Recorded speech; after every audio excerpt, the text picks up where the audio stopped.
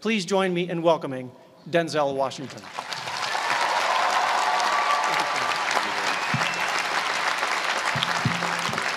Thank you. Thank you very much. I am obviously the most unorganized. Everybody else has nice boxes to bring their script up in. I just kind of got it all messed up here and put it inside of a magazine. So in fact, I don't even have it in the right order. Wait a minute, let me get it in the right order here. So if it starts flying around the stage, just, run around and grab it for me and bring it back up here for me. I'll keep going as I can. President Gutman, Provost Price, Board Chair Cohen, fellow honorees, beautiful honorees, and today's graduates. I'm honored and grateful for the invitation today. It's always been great to be on the Penn campus. I've been here before a lot of times for basketball games. My son played at the Palestra, played on the basketball team. Yeah, that's right. He played on the basketball team. Coach didn't give him enough playing time. We'll talk about that later. No, but I'm really pleased with the progress that Coach Allen has made, and no, I do. I am. I really am. And I hope him the best success in the future. And I always get a warm welcome when I come to Pennsylvania, when I come to Philadelphia, except on the few occasions where I wear my Yankee cap.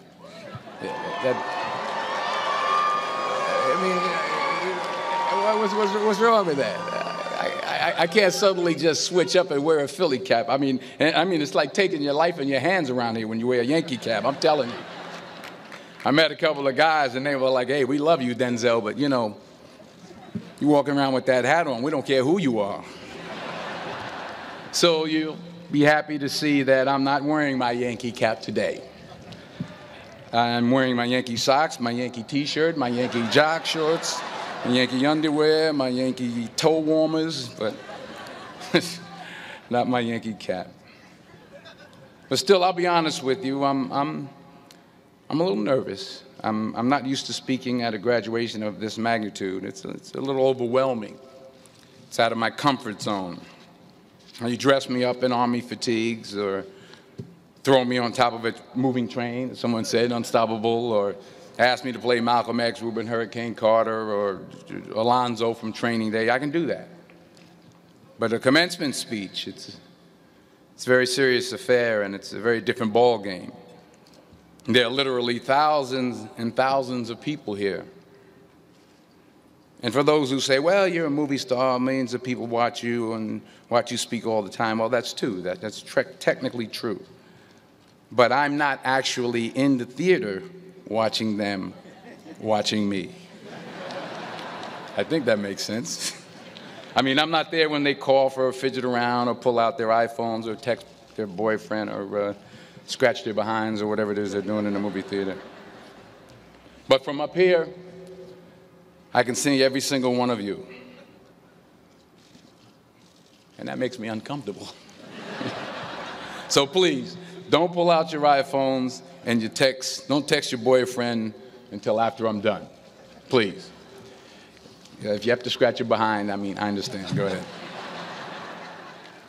I was thinking about this speech, what I should say.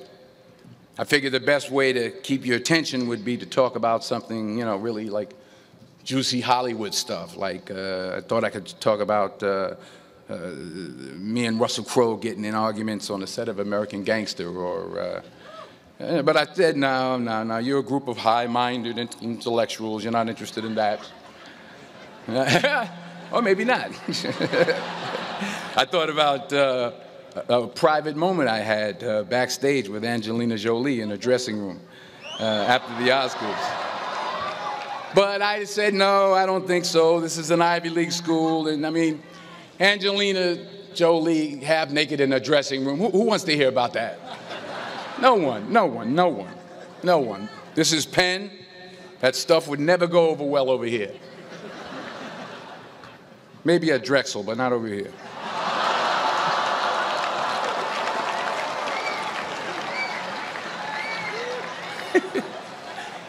Woo, I'm in trouble now.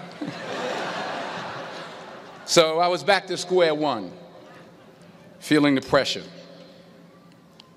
So now you're probably thinking, if it was going to be this difficult, this much pressure, why did I even accept today's invitation in the first place? Well, you know, my son goes here, that's number one. That's a good reason. And I always like to check to see how my money's being spent. And I'm sure there's some parents out there who can relate to what I'm talking about. Yeah. To everybody upstairs. And there were some other good reasons for me to show up. Sure, I got an Academy Award, but I never had something called a magic meatball after waiting in line for half an hour at the food truck. Yeah?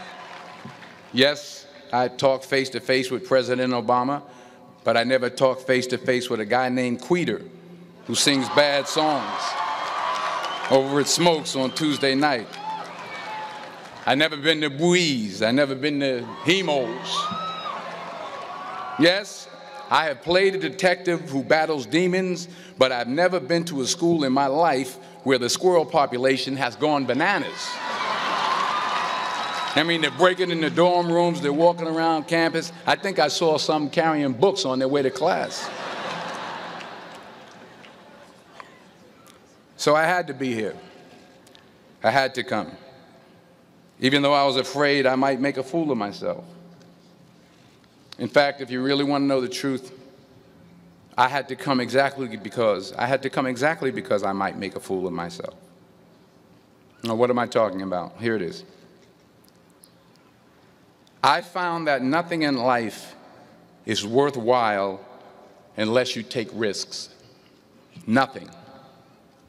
Nelson Mandela said, "There is no passion to be found playing small and settling for a life that's less than the one you're capable of living." Now, I'm sure in your experiences in school and applying to college and picking your major and deciding what you want to do with life, I'm sure people have told you to make sure you have something to fall back on. Make sure you got something to fall back on, honey. But I never understood that concept, having something to fall back on. If I'm going to fall, I don't want to fall back on anything except my faith. I want to fall forward. I figure at least this way I'll see what I'm going to hit. Fall forward. This is what I mean. Reggie Jackson struck out 2,600 times in his career, the most in the history of baseball. But you don't hear about the strikeouts. People remember the home runs. Fall forward. Thomas Edison conducted 1,000 failed experiments. Did you know that? I didn't know that. Because the 1,001st was the light bulb. Fall forward. Every failed experiment is one step closer to success. You've got to take risks, and I'm sure you've probably heard that before, but I want to talk to you about why that's so important. I got 3 reasons, and then you can pick up your iPhones. First, you will fail at some point in your life. Accept it. You will lose. You will embarrass yourself. You will suck at something. There's no doubt about it. And I know that's probably not a traditional message for a graduation ceremony, but hey, I'm telling you, embrace it, because it's inevitable. And I should know. In the acting business, you fail all the time. Early on in my career, I auditioned for a part in a Broadway musical. Perfect role for me, I thought, except for the fact that I can't sing. So I'm in the wings, I'm about to go on stage, but the guy in front of me, he's singing like Pavarotti. He's just, and he's just going on and on and on, and I'm just shrinking, I'm getting smaller and smaller. So they say, "Oh, thank you very much, and you'll be hearing from us." So I come out with my little sheet music, and it was Just My Imagination by the Temptations. That's what I came up with. So I hand it to the accompanist, and she looks at it and looks at me and looks out at the director and was like, all right.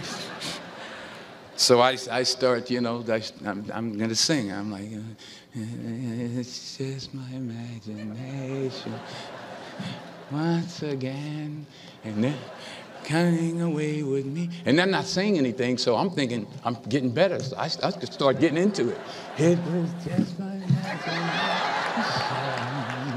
Running. They say, oh, yeah, thank you. Thank you very much, Mr. Washington. Thank you. So I assumed I didn't get the job. But the next part of the audition, he called me back. The next part of the audition is the acting part of the audition. So I'm like, hey, okay, maybe I can't sing, but I know I can act. So they pair me with this guy, and again, I didn't know about musical theater. And musical theater is big, so they can reach everyone all the way in the back of the stadium. And I'm more from a realistic, naturalistic kind of acting where you actually talk to the person next to you. So I don't know what my line was. My line was, well, hand me the cup. And his line was, well, I will hand you the cup, my dear. The cup will be there to be handed to you. I said, oh, okay. Well, should I give you the cup back? Oh, yes, you should give it back to me because you know that is my cup and it should be given back to me. I didn't get the job. But here's the thing. I didn't quit. I didn't fall back. I walked out of there to prepare for the next audition, and the next audition, and the next audition. I prayed. I prayed, and I prayed. But I continued to fail, and fail, and fail. But it didn't matter, because you know what? There's an old saying, you hang around the barbershop long enough, sooner or later you're going to get a haircut. So you will catch a break, and I did catch a break.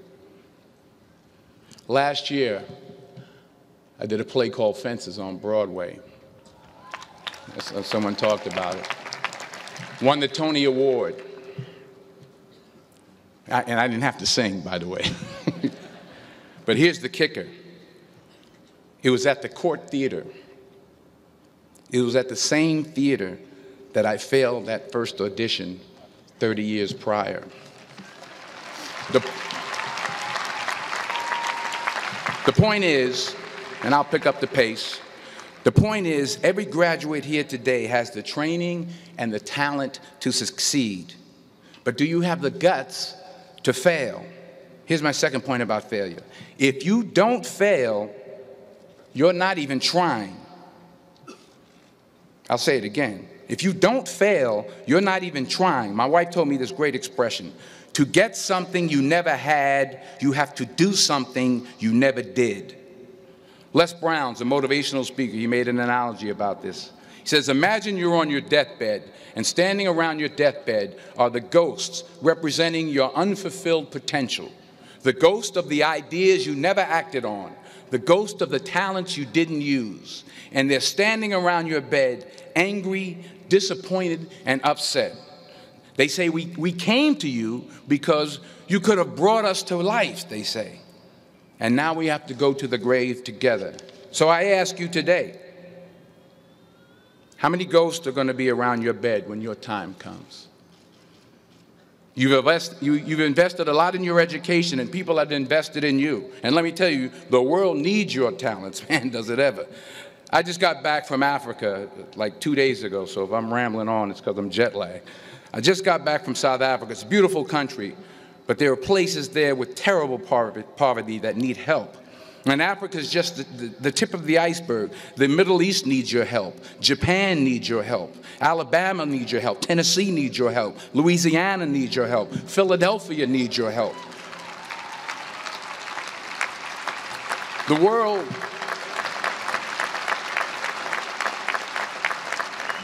world needs a lot, and we need it from you. We really do. We need it from you young people. I mean, I'm not speaking for the rest of us up here, but I know I'm getting a little grayer. We need it from you, the young people, because remember this. So you got to get out there. You got to give it everything you got, whether it's your time, your talent, your prayers, or your treasures. Because remember this. You will never see a U-Haul behind a hearse.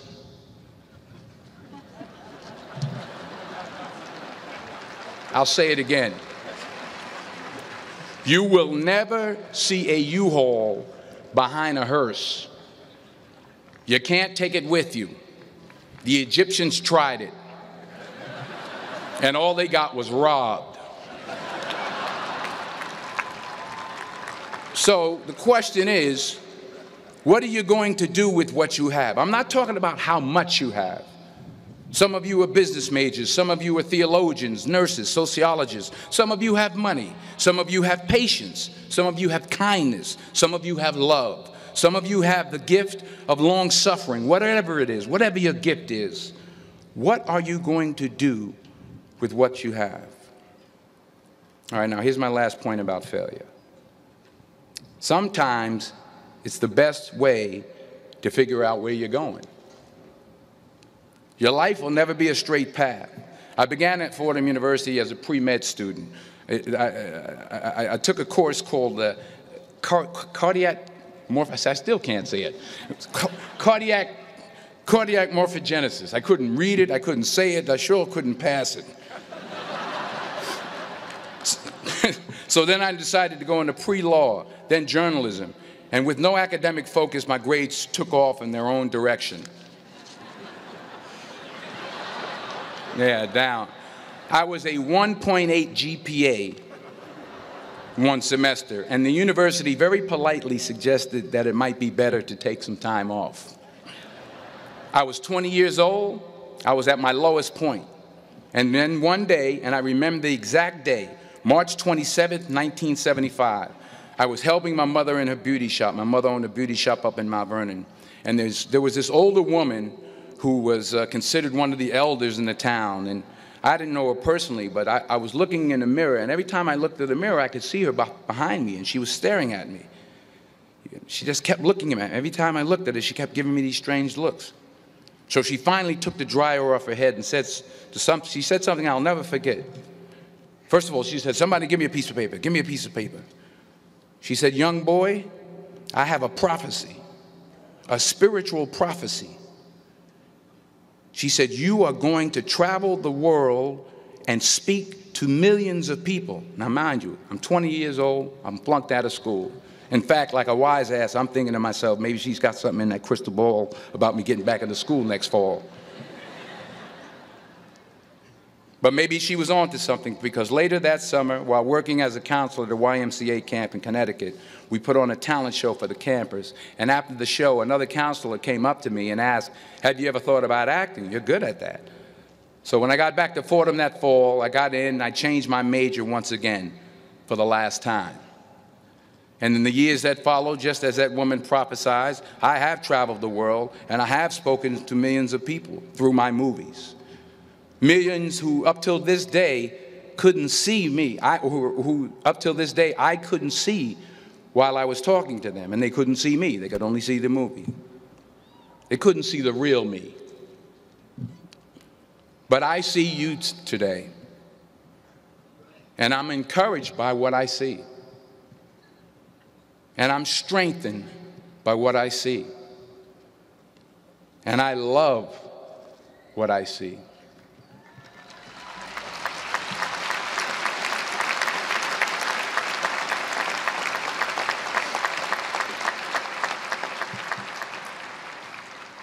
One more page, and I'll shut up.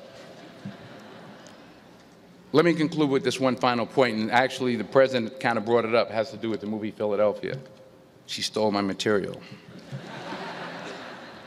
Many years ago, I did this movie called Philadelphia.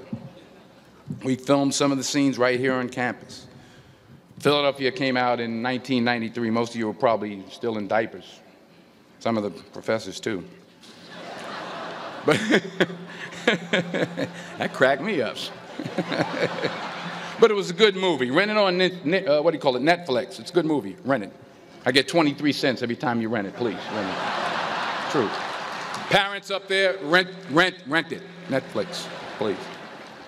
Tell your friends, too. It's about a man played by Tom Hanks who's fired from his law firm because he has AIDS. He wants to sue the firm, but no one's willing to represent him until a homophobic ambulance chaser lawyer, played by yours truly, takes on the case. In a way, if you watch the movie, you'll see everything I'm talking about today. You'll see what I mean about taking risk or being willing to fail. Because taking risk is not just about going for a job. It's also about knowing what you know and what you don't know. It's about being open to people and to ideas. In the course of the film, the character I play begins to take small steps, small risks. He very, very, very slowly begins to overcome his fears. And I feel ultimately his heart becomes flooded with love.